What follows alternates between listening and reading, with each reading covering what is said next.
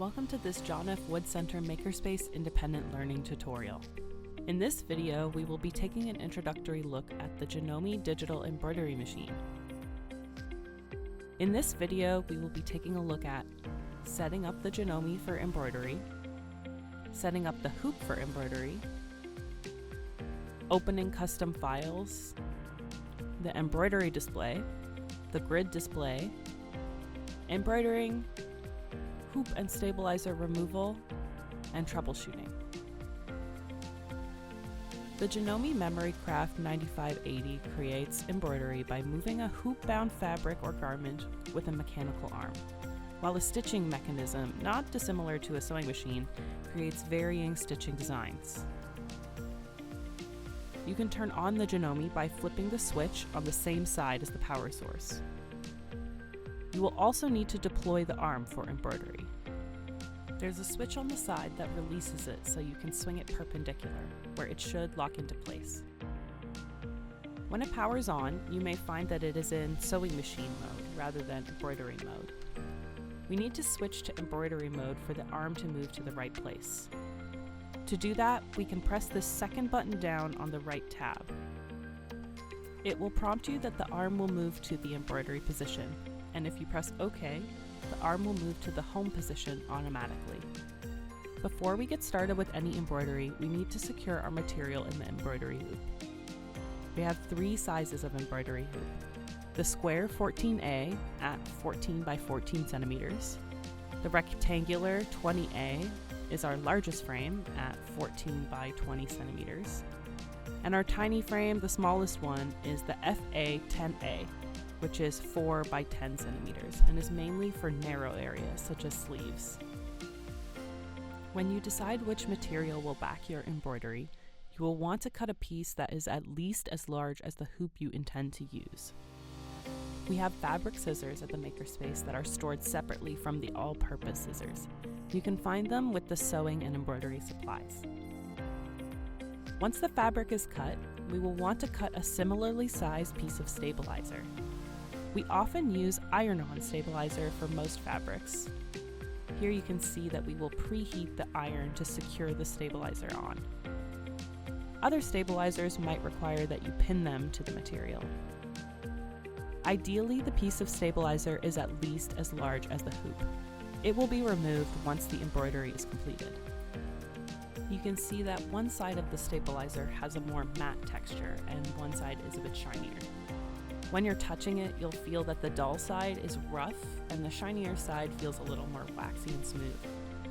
The shiny, waxy side is the side that has the heat-activated glue on it. So that's the side that we will rest face down on the fabric before we iron it together. The stabilizer should be on the rear side of the fabric, so we will make sure that the good side is facing the ironing mat and the back side is face up, in contact with the shiny side of our stabilizer. Then when we use our iron to gently apply heat across the stabilizer, you'll know when it's attached because it will not fall away from the fabric when lifted. Once your fabric and stabilizer are secured together, it's time to put it into the hoop. But before we do that, I want to show you how to secure the stabilizer if you are embroidering onto a garment instead of a loose piece of fabric. With a garment, it's important to turn it inside out when securing the stabilizer. I recommend marking the area you want the embroidery to go with a pin or some chalk so that when you invert it, you know with certainty where to apply the stabilizer. Again, we want to make sure that we cut a large enough piece of the stabilizer that it surpasses the dimensions of the frame. Place the waxy side of your stabilizer down onto the inside of the garment, making sure to take care to get everything as flat as possible. If your material is part polyester or is a synthetic fiber, you do not want to exceed medium heat on the iron. Take the ironing slowly at first to see what your fabric will tolerate. Some fabrics discolor or warp with heat, so it can be good to test the iron on part of the garment that won't be seen before moving on to the stabilizer ironing phase. Once you have ironed and secured it, it's time to turn the garment the right way around again. We will set that aside for a moment and talk about getting the material in the hoop. Of each of the different sized hoops, they all have the same components and operate in the same way. One piece has the two gizmos on it. It has the screw which tightens and loosens the hoop, and it also has the clip that attaches to the mechanical arm of the Janome. The other piece is just a frame. It's got no gizmos on it. The fabric will be sandwiched between these two pieces, with the gizmo piece underneath. Place the piece with the doohickeys on a flat table surface. Place your fabric flatly on top and then push the hoop into the frame.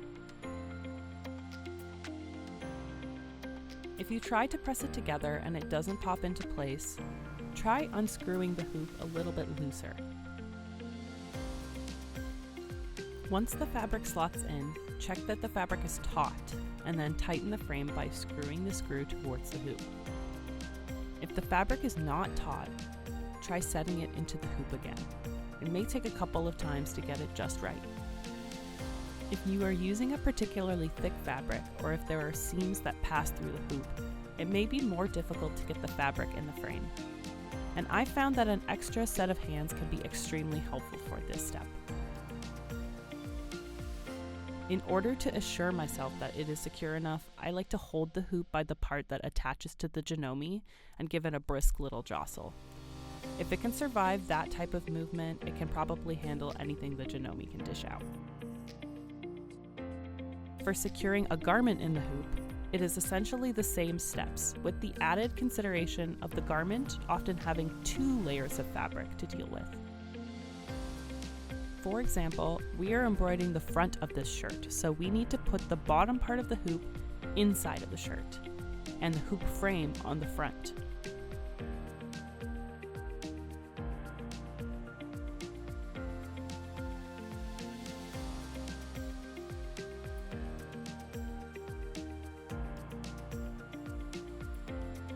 Once it's secure, then we need to gently move the fabric of the rear of the shirt out of the way. Otherwise, it would result in the shirt being embroidered shut. It would still probably look nice, but unfortunately it wouldn't be wearable, which is why you see me double check several times when we attach the hoop, that the back fabric of the shirt is out of the way. It is critically important that the fabric does not come free of the hoop during the embroidery, as it is impossible to get it back into place and complete the design. Before we attach the hoop to the Janome, we have to open our design so that the arm can slide into the starting position. The menu of the Janome is a pressure touchscreen, so it is easiest to navigate with a stylus. Each Janome comes with one, and it can be found in the top compartment where the thread housing is. On the main menu, there are 3 tabs. The first will show us built-in designs. There are plenty of simple designs included in the memory of the Janome, and you can select from them and use them as you like. The second tab is for text. If you are embroidering only text, this can be a quick option. The Janome includes 4 built-in fonts and can create small, medium, or large text. Text with other fonts can be created using the artistic digitizer software we use to create custom files. The third tab will navigate to the grid page, which we will touch on shortly. To open a custom design, we can select this tab on the right with the little file folder envelope on it. This will open up a subfolder, but if you look closely, you can see that it is looking on the built-in memory for files. We will need to switch up over here to the thumb drive icon. All formatted embroidery files are sorted into a folder called EMBF or EMB. Now it will display any files it finds on the USB thumb drive. These files are sorted alphabetically by file name, but also by hoop size. When we find the file that we want to use and select it, it will bring us automatically to the stitching screen and move the arm to the start position for that file. On this screen, it shows us a bunch of useful information. It shows us how long the embroidery will take. This does not include the time for color switching or troubleshooting, so use this as a rough estimate with some wiggle room on top. And this number will count down as the embroidery is happening to show us the remaining time. It tells us which hoop size we should be using, and double checking that against what we set up is a good idea. Below you will see the stitch counter. It's like a loading bar that will count up and fill up as the embroidery completes. You can use the little plus and minus on either side of the counter to go back and forward, stitch by stitch through the design. That feature can be very useful if there's a flaw in the embroidery because we can go back and cover it up. Below that, you will see the colors listed in the order it wants to carry them out. You can use the hardware buttons below the touchscreen to scroll through one color at a time. Now that our file is open, we have to attach the hoop to the Janome. We have to gently slide the hoop underneath the needle. Oftentimes, lifting up the presser foot on the back of the embroidery machine can create more clearance for the hoop to slide under. The presser foot can rest in a down or an up position, but it can also be pressed up a little extra to add that extra bit of clearance. Once the hoop is in place, attach the arm to the Janome by lining up the knob with the keyhole in a parallel orientation. Once you feel the peg slide into the hole, you can turn the knob clockwise to lock it into place. This part can be tricky, so ask for assistance if it's not aligning correctly for you. Once the fabric is secure, we are almost ready to embroider. However, if you are embroidering a garment, you must double check that any extra fabric, drawstrings, or any other hanging bits are not bunched underneath the frame. And before any embroidery, always check how it looks on the grid. That way you can catch any mistakes in orientation, hoop size, or placement. You can access the grid from the stitching screen by selecting the little grid button on the lower right. This grid display is where we can alter the elements of our embroidery. We can reposition, rotate, mirror, and resize each component using this bar of tools below the grid. This grid is one-to-one with the little plastic grid we can align in the hoop. The grid makes it possible to get very precise placement, and is especially helpful when embroidering around seams or other elements already on the garment. One other recommendation I have when you're embroidering a garment is to always double and triple check the orientation of the embroidery on the grid screen before you start embroidering. On the display, you want to visualize what it would look like from your perspective sitting in front of the Janome. If you are doing a hoodie or a sweatshirt, that often means turning the design upside down as your hoop is attaching likely through the bottom of the shirt, which should be facing away from you. This is a critical step because it's actually a lot easier to mess up than you would think, and it's really devastating to see that your embroidery looks amazing, only to find out that it is upside down or sideways. Once completely satisfied with the placement, it's time to load the first thread. Check which color is first in the order and find a good thread to correspond. We have a selection of colored threads for embroidery projects. However, if you are looking for a very specific tone, you may need to source your own thread. If you are going to source your own embroidery thread, make sure that you are sourcing a polyester thread, as our Janome cannot use nylon, cotton, or other threads.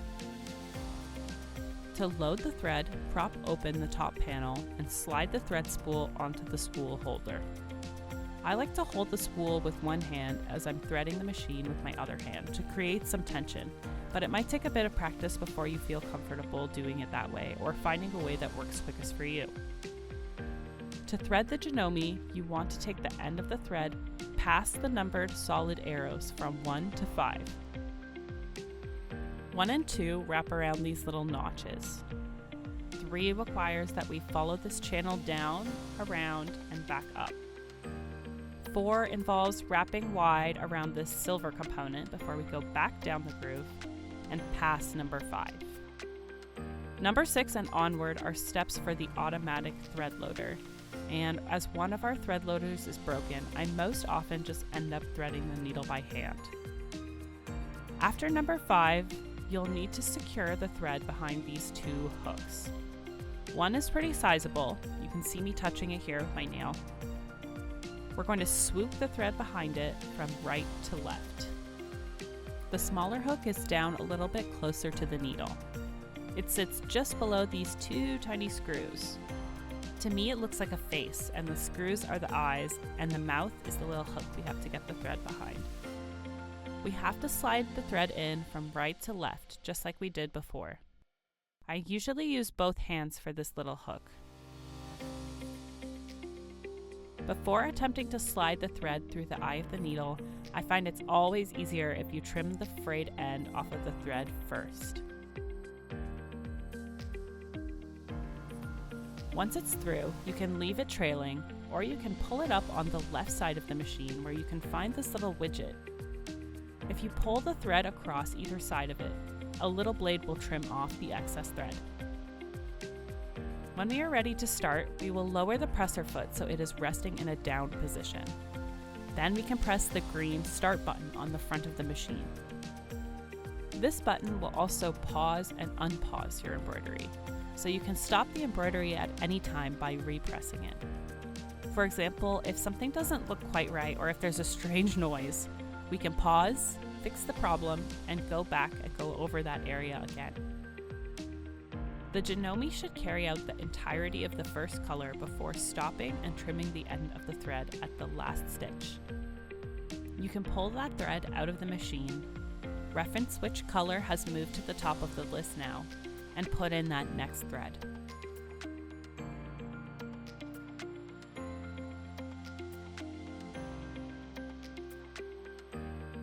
Once the embroidery machine has completed the embroidery, it will move the arm to the starting position, go back to the beginning of the design at stitch 0, and restart the color list from the beginning. You can detach the hoop from the mechanical arm by turning the knob counterclockwise and lifting it out of the keyhole. Gently slide it out from under the needle. Lift up the presser foot a little extra if you need some more clearance. Once the frame is out of the machine, you can unscrew it or gently pop it open with a little pressure on the corners. You may peel off the remaining iron-on stabilizer and trim away any trailing threads using the seam ripper. Some things to watch for. Most often, you can hear when something is going wrong before you can see it. If the Janome suddenly starts making a very different sound, it's best to pause it and see if something is wrong. Check that the top thread hasn't become tangled or jumped out of the path that you threaded it through. If it all looks good, you can next gently lift the hoop to see if there is a knot forming underneath the embroidery. If there is a knot, you'll have to carefully trim it with scissors or the seam ripper to free it. Getting assistance from a Makerspace assistant in this case can be helpful because we want to trim it carefully to avoid creating a tear in the fabric. Many problems on the Janome are associated with the bobbin thread. If a knot formed or if there is a white thread showing through onto the design on the front, it's best to switch the bobbin for another one. The Janome may ask you to insert a new bobbin if the current bobbin is running low on thread as well. We keep pre-wound bobbins on the embroidery thread rack. If there are none, inquire with a Makerspace assistant and they will show you how to wind a new one. To replace a bobbin, remove the embroidery hoop from the machine and set it aside. You can see under where the needle falls, there is a small clear door with a black trigger beside it. If you pull the trigger to the right, the bobbin door will pop open and you can remove it and set it aside. Pull out the old bobbin, trimming and pulling out any knots or extra threads that may be in there. With the new bobbin, check the orientation against the diagram on the bobbin door. Place the bobbin in the slot and follow the diagram with the end of the thread. You will need to slide it under this little metal guide and then follow the numbered arrows to the left. Once the bobbin is in place, place the door back in its spot and reattach the frame to resume embroidering. Thank you for viewing this beginner tutorial on using the Janome Memory Craft embroidery machine. We hope this has encouraged and inspired you to try it out for a project of your own. You can revisit this video as often as you like and visit the timestamp chapters in the description if you're looking for a review of a certain step. Remember that you can always ask a Makerspace assistant for some assistance if you find yourself stumped or if you just want feedback on your project. We look forward to working with you.